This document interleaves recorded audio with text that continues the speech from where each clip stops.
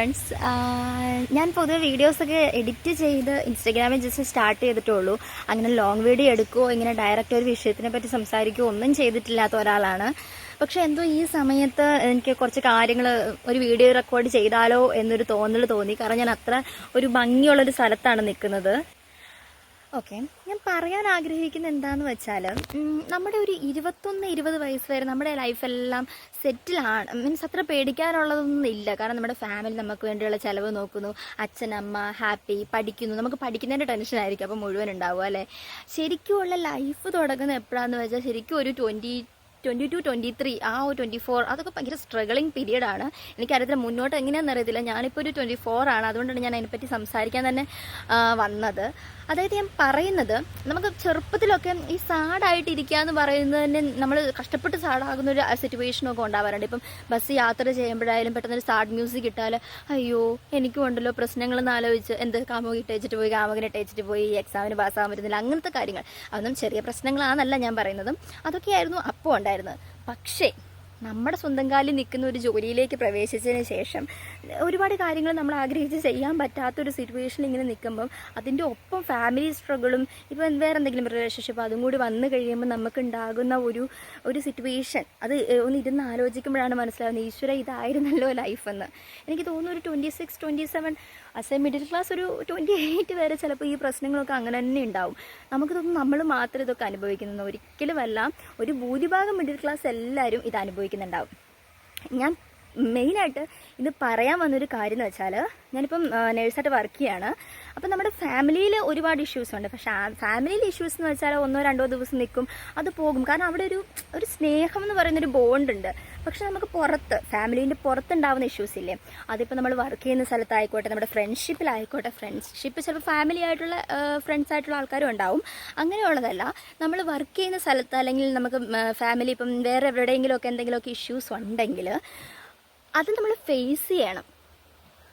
Okay, നമ്മളിപ്പോൾ വിചാരിക്കും റീൽസിൽ കാണുന്ന പോലെ അല്ലെങ്കിൽ വേറെ എവിടെയെങ്കിലും കാണുന്ന പോലെ നമ്മളെ സപ്പോർട്ട് ചെയ്യാൻ കുറേ പേര് വരും. അല്ലെങ്കിൽ നമ്മളിപ്പോൾ ഷോക്ക് അടിച്ചിരുന്നാൽ മതി, കരഞ്ഞാൽ മതി, ആരെങ്കിലുമൊക്കെ വന്ന് നമ്മളെ സപ്പോർട്ട് ചെയ്യും എന്ന് നമ്മൾ വിചാരിക്കുന്നുണ്ടെങ്കിൽ അത് വെറുതെയാണ് ഗൈസ്. നമ്മൾ ഡൗൺ ആകും തോറും ആൾക്കാർക്ക് അത് സംസാരിക്കാനുള്ളൊരു ടോപ്പിക്ക് മാത്രമാണ്. അല്ലാതെ നമ്മളെ വന്ന് ഹെൽപ്പ് ചെയ്യാൻ ആരും വരില്ല. ഇത് വരികയാണെങ്കിൽ തന്നെ അതിനൊക്കെ ഒരു ലിമിറ്റ് ഉണ്ട്, ഒരു ടൈം പീരീഡും ഉണ്ട്, ഒരു ഫ്രീക്വൻസി ഉണ്ട്. അതിന് എങ്ങനെ അത് പറയേണ്ടത് എനിക്കറിയത്തില്ല. അതായത് അപ്പം ഒരു 5-10 മിനിറ്റേക്ക് നമ്മളെ കണ്ടിന്യൂസ്ലി ഒരാൾ ആശ്വസിപ്പിക്കും, ഒരു സാരമില്ല പോട്ടെ, അങ്ങനെ ഇങ്ങനെ മറ്റേത് മറിച്ചാന്നൊക്കെ അവർ പറയും.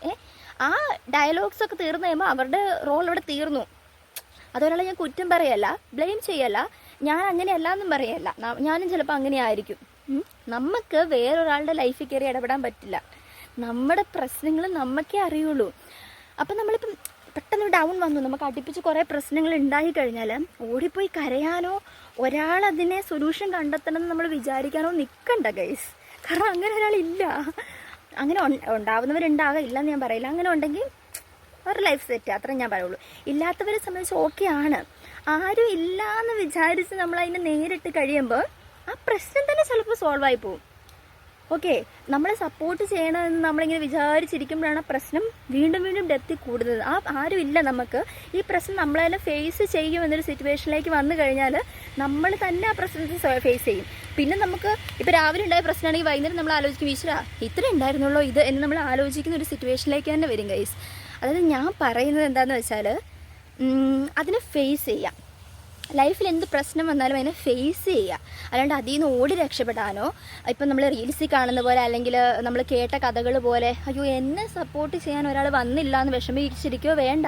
നമ്മളെല്ലാം ഇൻഡിപെൻഡൻ്റ് ആയിട്ട് ജീവിക്കാൻ വേണ്ടി ദൈവം സൃഷ്ടിച്ച് വെച്ചൊരു സംഭവമാണ്. ഇപ്പം ഞാൻ ഭയങ്കര മോട്ടിവേഷൻ സ്പീക്കറാണെന്നോ ഇപ്പം എന്ത് പ്രശ്നം വന്നാലും ഞാൻ അതിനെ നേരിടും എന്നൊന്നും അല്ല.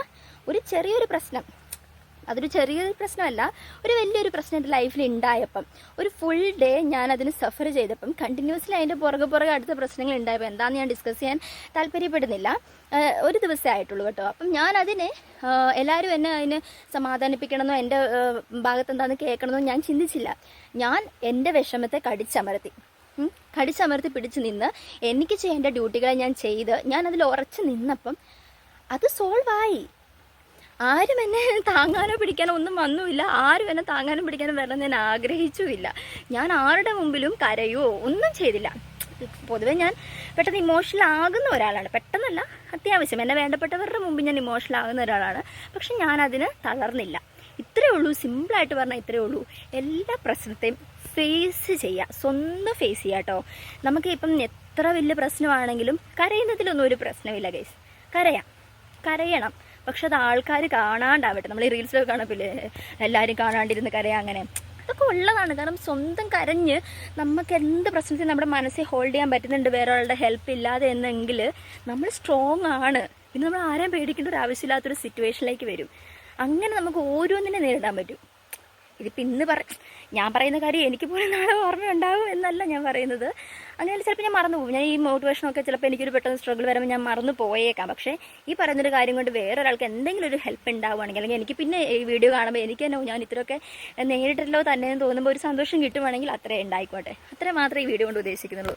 പിന്നെ ഇടയ്ക്കിടയ്ക്കൊക്കെ ആരുടെ സഹായം ഇല്ലാതെ ഇങ്ങനെ ഇടയ്ക്കിടയ്ക്കൊക്കെ ചില സ്ഥലങ്ങളിൽ വന്നിരുന്ന് സ്വയം ഒന്ന് ഐഡൻറ്റിഫൈ ചെയ്യുക. ഞാൻ ആരാണ്, ഞാൻ എന്താണ് ചെയ്തുകൊണ്ടിരിക്കുന്നത്, എനിക്ക് ആരൊക്കെ ഉണ്ടാകും, ഇപ്പോൾ ആരൊക്കെ ഉണ്ട് എന്നൊക്കെ. ഇത്രയേ ഉള്ളൂ ഗൈസ്. ബൈ.